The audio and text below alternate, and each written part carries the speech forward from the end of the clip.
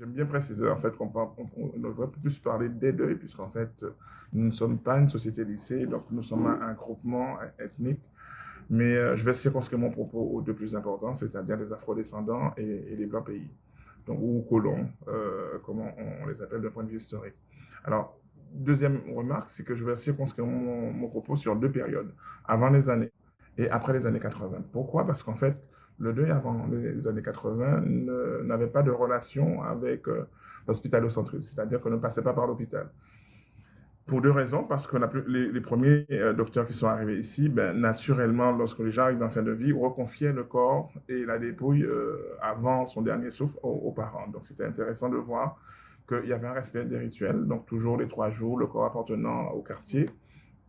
Et donc, en fait, le premier temps, c'est l'annonce du décès, ensuite toute la démarche administrative, mais très important, le retour au quartier avec effectivement l'organisation des 3 veillées.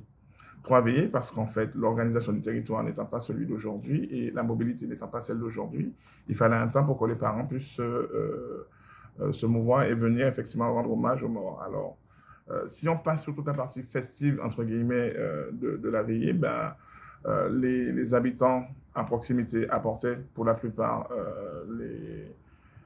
la nourriture, puisque chacun amenant effectivement, et encore aujourd'hui, même si on est dans la modernité, on voit que ces pratiques-là demeuraient, les gens amenaient ce qu'il fallait pour pouvoir tenir les 3 jours de deuil. Sachant que le premier et le dernier jour, c'était les gens du quartier. Et c'est important puisque pour nous, ça avait une signification, puisque ça permettait aux gens de les accompagner dans ce cheminement.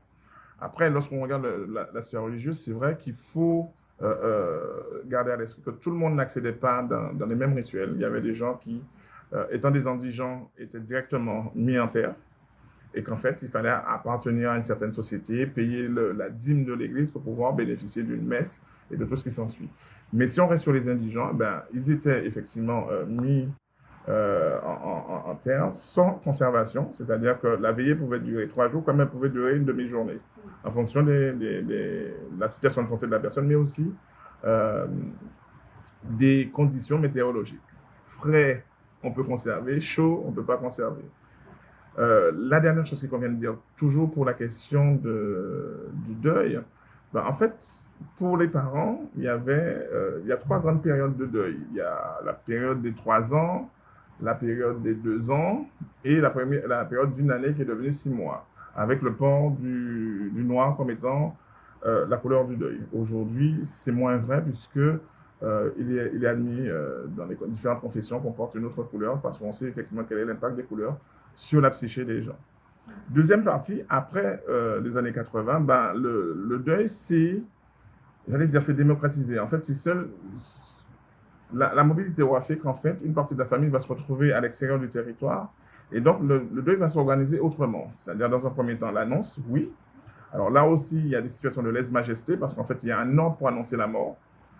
D'abord, la fratrie proche, c'est-à-dire les frères et sœurs de la personne. Ensuite, on digresse sur le reste de la famille.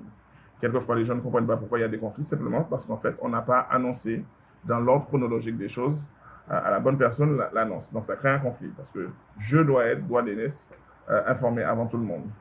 Alors, aussi, difficulté, c'est que si l'aîné vit en France et qu'il faut l'appeler sans tenir compte du décalage horaire, ça devient compliqué.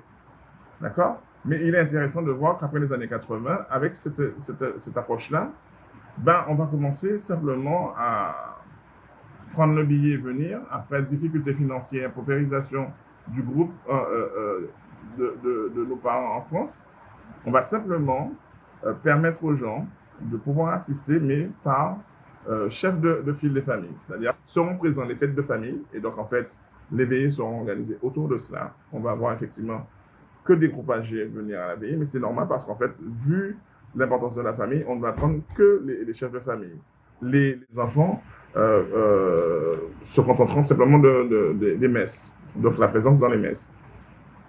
Dernière évolution pour nous aujourd'hui, c'est que la mobilité étant plus grande, maintenant la famille ne s'arrête pas aux frontières de la France, ben, on a dématérialisé la veillée, ce qui fait qu'aujourd'hui, via le numérique, les enfants ou les parents peuvent assister en direct aux veillées et aux enterrements.